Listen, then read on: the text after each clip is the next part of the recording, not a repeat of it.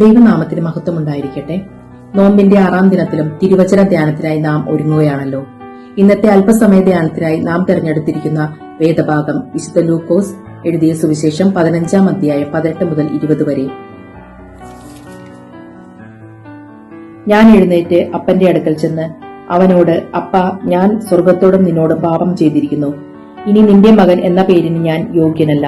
നിന്റെ കൂലിക്കാരിൽ ഒരുത്തനെ പോലെ എന്നെ ആക്കണമേ എന്ന് പറഞ്ഞു. അങ്ങനെ അവൻ എഴുന്നേറ്റ് അപ്പന്റെ അടുക്കൽ പോയി. ദൂരത്തു നിന്ന് തന്നെ അപ്പൻ അവനെ കണ്ടു. മനസ്സലിഞ്ഞ് ഓടിച്ചെന്ന് അവന്റെ കഴുത്ത് കെട്ടിപ്പിടിച്ച് അവനെ ചുംബിച്ചു. ദൈവം എത്രമാത്രം കരുണയുള്ള പിതാവാണെന്ന് മനുഷ്യനെ പഠിപ്പിക്കുന്ന അതിമനോഹരമായ ഒരു ഉപമയാണ് ഇന്നത്തെ ധ്യാനത്തിനായി നാം തെരഞ്ഞെടുത്തിരിക്കുന്നത്. ഈ ഉപമയുടെ മറ്റൊരു പ്രത്യേകത ഇതിന് 4 പേരുകൾ ഉണ്ട് എന്നുള്ളതാണ്.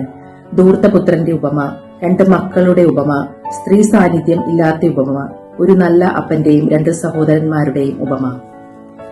ഒരു ജനതയോട് ഒരു വലിയ സന്ദേശം പഠിപ്പിക്കാൻ വേണ്ടിയാണ് യേശു കർത്താവ് ഈ ഉപമ പറഞ്ഞത്. ഇതിന്റെ പശ്ചാത്തലം നമുക്ക് സുപരിചിതമാണല്ലോ. നാം ഇതിന്റെ 12-ാം വാക്യം ഒന്ന് ശ്രദ്ധിച്ചാൽ, ഇളയ മകൻ തന്റെ അപ്പനോട് പറയുന്നത്, എനിക്ക് വരേണ്ടുന്ന പങ്ക് തരയണമേ എന്നാണ്. നാം പലപ്പോഴും മറ്റുള്ളവരുടെ കൂടെ നമ്മുടേതാക്കാൻ ശ്രമിക്കുമ്പോൾ ഇവിടെ ഇളയ മകൻ തന്റെ അവകാശം മാത്രമാണ് ചോദിക്കുന്നത്. നമ്മിലുണ്ടാകേണ്ടുന്ന ഒരു നല്ല ഗുണമാണ് അവിടെ നാം മനസ്സിലാക്കേണ്ടത്. നമുക്ക് അർഹതയുള്ളത് മാത്രമേ നാം ആഗ്രഹിക്കാവൂ. കൂടുതൽ ആഗ്രഹിച്ചാൽ കൂടുതൽ ഉത്തരവാദിത്തങ്ങൾ നമുക്കുണ്ടാവണം എന്ന ബോധവും നമ്മൾ ഉണ്ടാക്കേണ്ടതാണ്.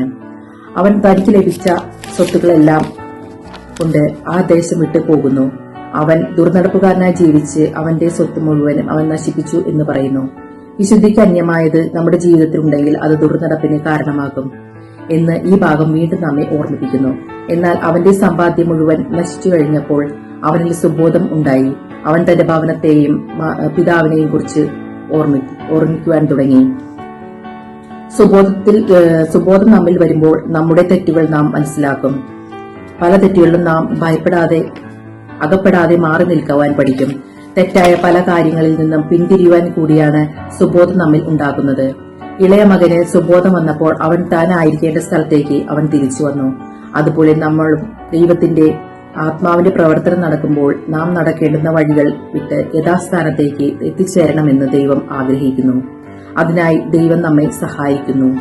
നമുക്ക് പ്രാർത്ഥിക്കാം.